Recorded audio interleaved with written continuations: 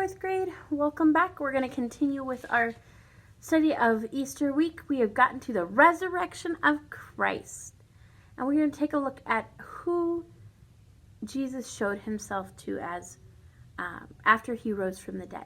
So we're going to be in John chapter 20 to start with, and then moving on into John chapter 21. So we're just going to, in a lot of ways, just read through it and talk a little bit about it, summarize it a little bit, and then we will complete our workbook page. So beginning in John chapter 20, Mary Magdalene went to Jesus' tomb early on Sunday morning and saw that the large stone that had covered the entrance to the tomb was rolled back. She ran to tell the disciples. After hearing her report, Peter and another disciple, John, ran to the tomb. Peter went inside and saw the strips of cloth that had previously covered Jesus' body, but Jesus was not there. Mary Magdalene was still very upset. She saw two angels who asked why she was crying. Mary said that someone had taken her Lord away. She turned around and saw Jesus, but did not recognize him. She thought he was the gardener. Jesus asked her why she was crying. Mary asked him if he had taken her Lord away. Then Jesus called her name. Mary recognized him immediately and called him Rabboni, or teacher. Mary then told the disciples what had happened. On the first day of the week, the disciples were assembled in a closed room when Jesus appeared to them. He said, "Peace be with you," and showed them his hands and side. Jesus breathed on them, and they received the Holy Spirit. Thomas was not with them when it happened, and he doubted that Jesus was alive. After 8 days, Jesus appeared again when Thomas was present. Thomas touched Jesus' hands and sides and believed.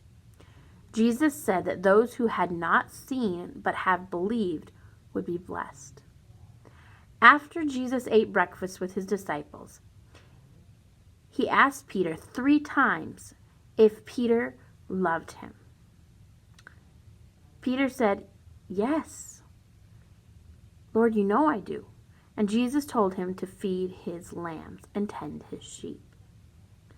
Then Jesus told him that when Peter was younger, Peter walked where he wished, but that when he got older, another would carry him where he did not want to go.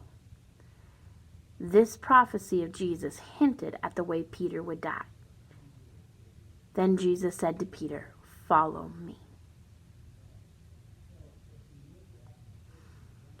The resurrection proved that Jesus was and still is omnipotent, all-powerful.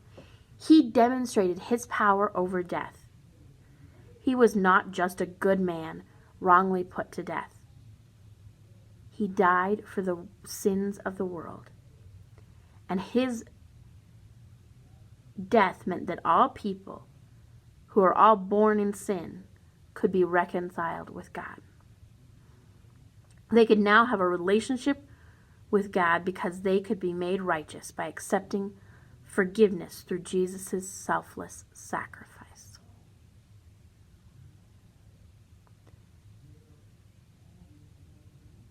Have you accepted Jesus' selfless sacrifice?